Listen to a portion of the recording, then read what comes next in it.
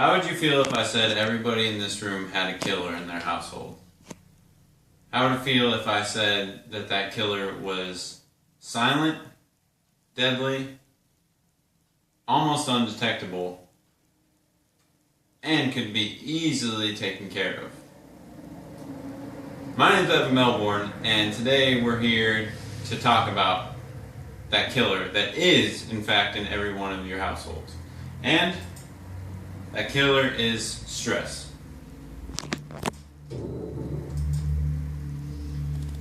I chose stress today for my call to action speech because stress is one of the world's #1 causes of health defects, disorders, social disorders, and almost anything else negative that happens in your life. And I chose it today because I want to inform people of how bad it is and try and call them to action to do something about it. But first, we'll talk about the effects of stress that many people may know. The first area that stress affects is health. One of the key things is that stress makes you fat. It makes you fat because, for one, it makes you eat more, and for another one, it actually has been scientifically proven to change the way that fat is distributed on your body. Stress puts fat on your booty and on your belly. And you may think, I got a big booty now, and he's got a big belly, it's funny, you can set a beer on it, and whatever, but in fact, that is the most unhealthy place that fat can be distributed on your body because it doesn't burn off as easily and because it can affect your heart. It's the key areas of fat that clog up arteries and everything else. So, you eliminate stress, you eliminate the fat that's on your booty and your belly, and you'll be skinny and jumping for joy. Stress, another area that stress affects is your personal life. Stress creates distance between your family and your friends. If you're more stressed, you're more antisocial, you don't want to go out with family and friends, and social interaction can be a key component in personal health.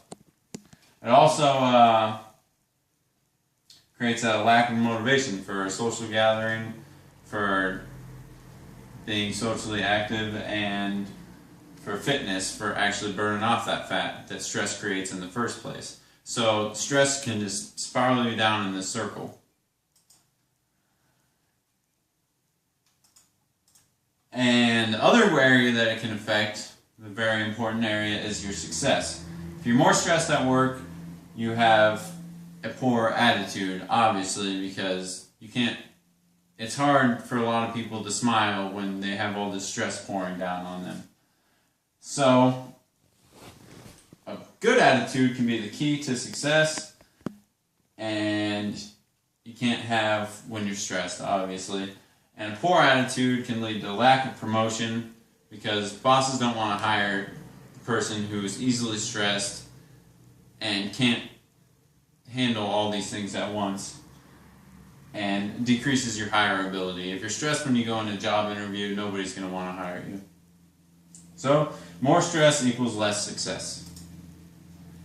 Now we're going to get into the different areas of actual examples of research studies that have proven numerous things about how stress affects your life and your health.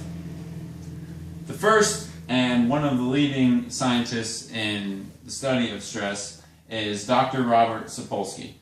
He has studied baboon troops for over 5 years in Africa, studying because baboons organize themselves a lot like we do in hierarchies, with the lower on the level being more stressed and the higher baboons in the hierarchy being less stressed. So it's very easy to distinguish which ones were stressed and not stressed in the baboon troop. So in his studies, he found scientific evidence, like taking samples and such, of shortened lifespans the fat distribution that we talked about earlier, clogged arteries, and they were all in the lower ranking baboons. So the higher ranking baboons didn't have any of these problems. And with that, he took his studies and evidence to University School of Medicine in Boston, Massachusetts, and they discovered something really interesting. They discovered that stress not only affects your obvious portions of health, but can affect you at a cellular level. This is an example of DNA of non-stressed individuals, and these at the ends here are what are called telomeres.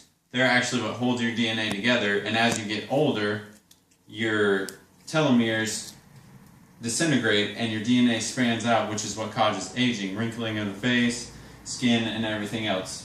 That's normal for as you grow older, but in more stressed baboons, the telomeres looked like this very soon in life. This is the end of a telomere. Right here, all sporadic and it's fanned out is what it is. So this right here at a cellular level proves that stress increases aging and increases health problems, everything that comes with aging at a cellular level. So now we're going to talk about how to take action with the stress in your life. Good ways that I've come up with to decrease stress in your life is to take time for yourself. Take time away from work. Take time to do other things in your life besides work and actually hold a value to them. So time to pursue hobbies. Things that make you less stressed are things that are away from work, like building a model airplane, or just take time for stuff to get your mind off of work and everything else that makes you stressed. Become the high man in your totem pole. The reason why the baboons were stressed is because they were low on the totem pole. But it's been proven that we don't know the difference between totem poles to totem poles. So if you're the low man on the totem pole at your work and you're the captain of the softball team that year, you actually become a less stressed individual because you're king of the castle over here. So at work it doesn't affect you as much. So you find your own softball tournament, you find your own, if you're good at poker, video games, anything where you can be and feel like you're on top will make you less stressed. And then finally, get social. Get out there and talk to people. You may not want to sometimes, but it always helps. In the end result, you'll feel better, be in better health, and live a better, longer life.